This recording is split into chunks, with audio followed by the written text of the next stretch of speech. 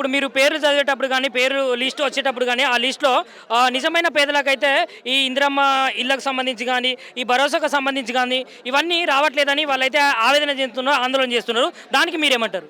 అదేం లేదు కానీ 10 సంవత్సరంలో టీఆర్ఎస్ గవర్నమెంట్లో ప్రతి పేదవానికి ఇల్లు లేదు.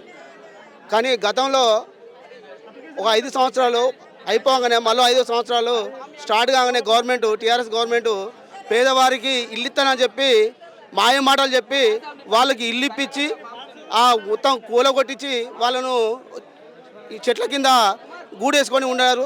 5 సంవత్సరాలు గడిచిపోయినాయి, వాళ్ళు చేసింది ఏమి లేదు. కాకపోతే ఏంటంటే వాళ్ళకు పార్టీకి ఏది వచ్చినా వాళ్ళే రాసుకునేది. ఏ పేదవానికి సుధా చెప్పేది పంట నష్టం అయినా రైతు రుణమాఫీ అయినా ఈ వాళ్ళ పంట నష్టం అయినప్పుడు వాళ్ళే పార్టీ వాళ్ళకే పేరు రాసుకొని పంట నష్టం పోకుండా వాళ్ళకు ఎకరాలు కొద్ది ఉన్నా వాళ్ళకు పంట అంటే తోట కొట్టుకోపోకుండా సుతా వాళ్ళు ఒక 4 ఎకరాలు తోట కొట్టుకోపోయిందని చెప్పి వాళ్ళ పేరు లిస్టు సుతా తర్వాత మాకు దొరికింది. ఎందుకంటే అలాంటిగా రాసుకుంటూ పోయి ఇవాళ వాళ్ళు ప్రజల మధ్యలో గ్రామసభ పెట్టి ప్రజల మధ్యలో మేము దీని పేరు ప్రకటిస్తే వాళ్ళకు ఓర్గలేక వాళ్ళు రాజకీయ పరంగా మాకేం లబ్ధి పొందదు. ఈ రోజు వరకు ఎలాంటి అయినా రైతు బంధువు కానీ రుణమాఫీ కానీ రుణమాఫీ ఇంత గ్రామ సభలో ఇవ్వాలని అడిగిలా 100కు 90%, ఒక 10% అంటే వాళ్ళ యొక్క ప్రాబ్లం వల్ల. అంతేగాని ఎలాంటిగా రుణమాఫీ కాలేదని ఊళ్ళలో ఏం లేదు. ఇందిరమ్మ ఇల్లు ఈరోజు మా నార్కపేటలో కట్టిన 10 ఇందిరమ్మ ఇల్లు కానీ మరి ఖాళీలు కానీ ప్రతి ఒక్కటి ఈ రోజు వరకు లిస్టు జరిగిన పేదవారికి ప్రతి ఒక్కరికి చెందుతుందని ఇక మాధవరెడ్డి ఆదేశాల వరకు గ్రామాల్లో ఉన్న ప్రతి నిరుపేదకు ఈ రోజు వరకు రేషన్ కార్డు అనేది 5-10 సంవత్సరాలలో పిల్లలకు క్యాష్ ఇన్కమ్ చేయించుకోవాలనుకున్నా లేకపోతే పిల్లలకు ఏదైనా స్కూళ్ళలో చేర్చాలనుకున్నా ఎన్ని ఇబ్బంది పడ్డారంటే ఘోరంగా ఇబ్బంది పడ్డారు.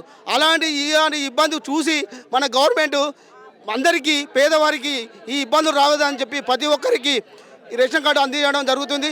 కాబట్టి ఈ పాలనలో ఈ జరుగుతున్న అభివృద్ధిని చూసి ఈ అచ్చరాని గొడవలకు పోయి అంటే పేదవాడికి వచ్చేది వాని రాజకీయ లబ్ధి కోసం అంటే ఇవాళ అబ్బాయి వీళ్ళందరికీ లబ్ధి పొందితే ఇవాళ ఏమవుతుందో అంటే ఒకటిసారి 400 మంది ఉన్నారు అని ఇవాళ మా ఊళ్ళో దాదాపు ఒక 9,000 మందికి 10,000 ఉండొచ్చు.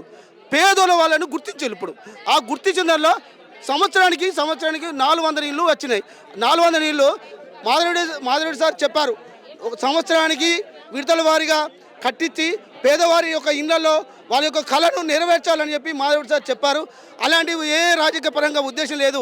కాంగ్రెస్ కానీ బీజేపీ కానీ టీఆర్ఎస్ కానీ ఏది ఇంకో పార్టీ సిపిఎం పార్టీ ఏ పార్టీలు ఉన్నా పార్టీలకు అతీతంగా ఏ పేదవాడు ఉంటాడో ఆ పేదవాడికి ఇల్లు కానీ రేషన్ కార్డు కానీ అందించడానికి ఈ గవర్నమెంట్ ఈ ముందంజలో మేము చూద్దా ఈ ఊళ్ళో ఉన్నాం. ప్రతి వారికి పేదవారికి గుర్తించి మేము ముచ్చుతా వాళ్ళకు సహకరిస్తామని చెప్పి నేను కోరుకుంటున్నా. షేర్ చేయరి, లైక్ చేయరి, సబ్స్క్రైబ్ చేయరి, మర్చిపోకుండా గంట సింబల్ అయితే ఒత్తురులా.